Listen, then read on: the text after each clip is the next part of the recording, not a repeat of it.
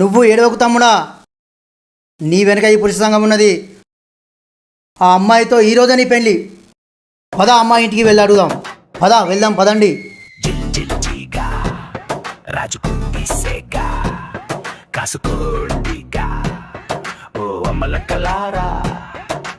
పురుష సంఘం నేడు పుట్టుకొచ్చే చూడు.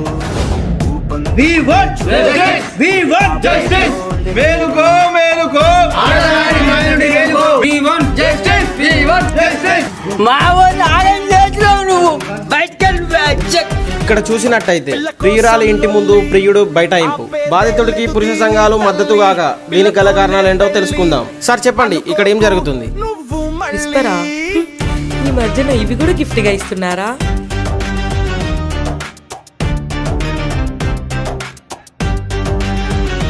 రేపో మబ్బు పెళ్లి చేసుకున్న మనకి దిల్లుతో పని కానీ సెల్లుతో ఏం పని ఉంది?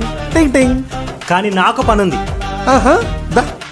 ఎవడట్టుకున్న కూర ఎవరు తింటుండ్రా? వదిలే రాకేష్, వాడితో మనకేంటి?